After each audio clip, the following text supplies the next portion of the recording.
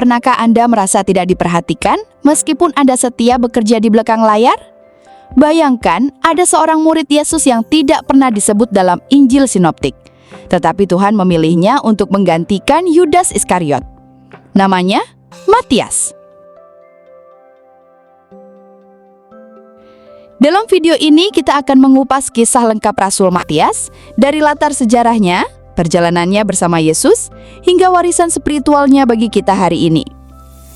Sebelum kita mulai, jangan lupa klik subscribe dan aktifkan lonceng notifikasi supaya Anda tidak ketinggalan pembahasan tokoh-tokoh Alkitab yang jarang diulas seperti ini. Matias hidup di Palestina pada abad pertama Masehi. Saat itu, wilayah ini berada di bawah kekuasaan Romawi. Suasana politik tegang, rakyat Yahudi menantikan Mesias yang dijanjikan.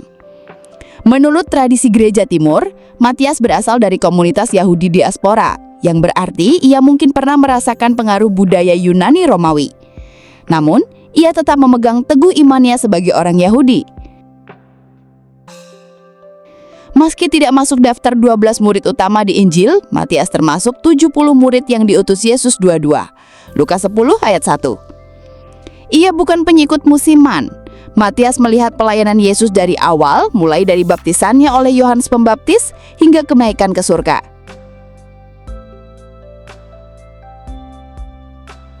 Itulah sebabnya ia memenuhi syarat menjadi rasul, karena ia saksi mata kebangkitan Kristus. Setelah Yudas Iskariot mati, jemaat mula-mula harus memilih pengganti. Petrus menetapkan kriteria. Ia harus mengikuti Yesus sejak awal dan menyaksikan kebangkitannya. Ada dua kandidat, Yusuf Barsabas dan Matias. Setelah berdoa, mereka mengundi dan hasilnya jatuh pada Matias. Proses ini menunjukkan bahwa jemaat percaya penuh pada kedaulatan Allah bahkan dalam urusan kepemimpinan.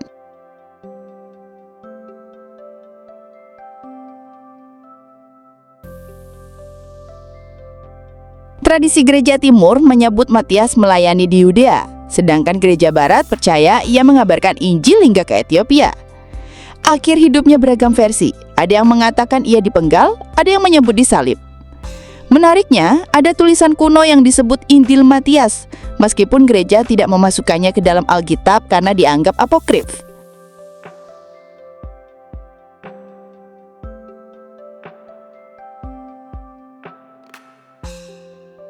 Pemilihan Matias menandai peralihan penting dalam gereja dari 12 rasul Yahudi menuju misi bagi semua bangsa.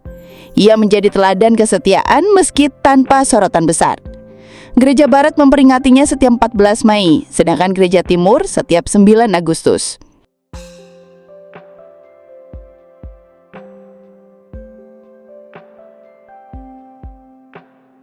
Ada yang berteori Matias adalah Matius pemungut cukai, namun analisis bahasa membuktikan namanya berbeda. Menariknya, panggilan Paulus sempat dipertanyakan, tetapi otoritas Matias tak pernah diperdebatkan di gereja mula-mula karena ia memenuhi semua kriteria kerasulan.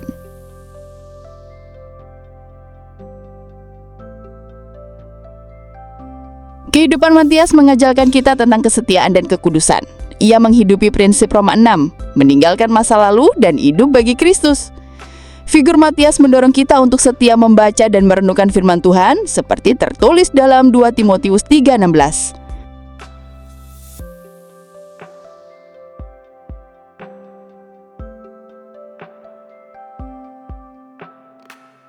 Dari Matias, kita belajar 3 hal penting.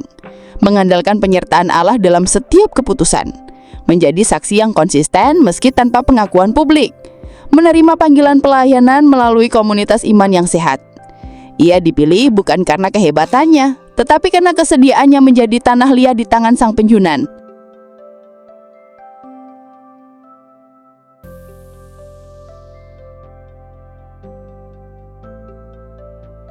Mungkin kita tidak selalu berada di panggung utama, tapi ingat, Tuhan melihat kesetiaan kita dalam hal kecil dan Ia dapat memanggil kita untuk tugas besar kapan saja.